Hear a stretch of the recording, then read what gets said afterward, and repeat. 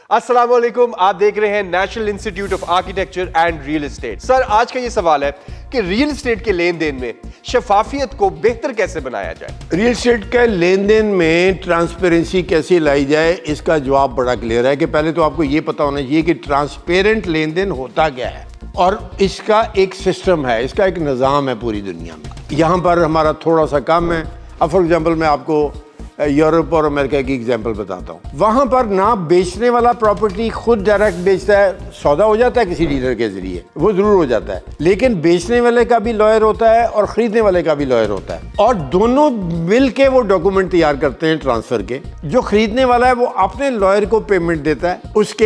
کا escrow account کہلاتا ہے۔ یہ میں ویسے تھوڑا سا ایکسپلین کر رہا ہوں آپ کو کہ ان کا سسٹم کیا ہے۔ اس کے ایسکرو اکاؤنٹ میں پیمنٹ دیتا ہے، وہ لائر دوسرے لائر کو پیمنٹ دیتا ہے، اس کا بھی ایسکرو اکاؤنٹ ہے، اور وہ جو یعنی ایک خریدنے والا ہے اس نے پیمنٹ دی اپنے لائر کو، اس نے بیچنے والے کو دی۔ اب بیچ میں دو پروفیشنلز آ گئے اور دونوں لائر ہیں، اور اس لائر نے بیچنے والے کے نام پر وہ اس کے اکاؤنٹ میں ٹرانسفر کر دی، تو ایک ٹرانسپیرنٹ پروسیس ہو گیا باقاعدہ، جس میں دو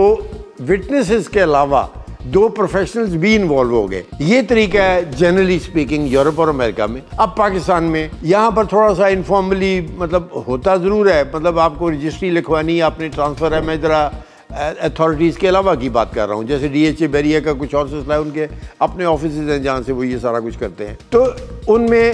ایک لائر آتا تو ضرور ہے ان آفیشیلی، لیکن پیمنٹس ٹرانسفر ان کے ذریعے نہیں ہوتی۔ اب آپ یہاں پر تھوڑا سا ورژن یہ یوز کر سکتے ہیں کہ آپ نے فار ایگزامپل ایک جگہ خریدی ہے، اب جس نے بیچی ہے اس کو اس کے نام پر، اس کے اکاؤنٹ پر اس کو پے آرڈر کے ذریعے پیمنٹ کریں، اور اس پے آرڈر پر اوپر پرپز بھی لکھا ہوتا ہے کہ یہ اس مقصد کے لیے دی جا رہی ہے، اور جب کورٹ میں سٹیٹمنٹ دی جا رہی ہو اس وقت آپ جج کے سامنے وہ ڈرافٹ دیں اس کو، وہ جو پے آرڈر ہے، اور وہ جب سامنے لے گا تو وہ بولے گا کہ میں نے پیمنٹ لی ہے، اور اسی وقت اس کے سامنے جب ہوئی تو آپ نے وٹنس جج کو بھی بنا لیا اس وقت، جو رجسٹرار ہے۔ تو اب یہاں پر آپ نے وہ ایک پروسیس اڈاپٹ کر لیا جس سے آپ کی پیمنٹ بھی بچ گئی، اور جس جج نے ٹرانسفر کرنی تھی پراپرٹی وہ وٹنس بن گیا، اور اس کے سامنے پیمنٹ ہوئی، اس کے سامنے دوسرے نے بولا ہاں جی میں نے پیمنٹ لے لی اور اب میں اپنی پراپرٹی اس بندے کو دیتا ہوں۔ تو یہ ہے سمپل سا طریقہ۔ عام طور پر لوگ کیا کرتے ہیں کہ وہ سودا ہو گیا جی، وہ جی میری ہوگی جگہ جی، اور گھر پہ ہی کسی وقت پیمنٹ پکڑا دی اس کو، جا کے کوئی ریکارڈ نہیں، کوئی رسید نہیں لی اس سے، کوئی ریکارڈ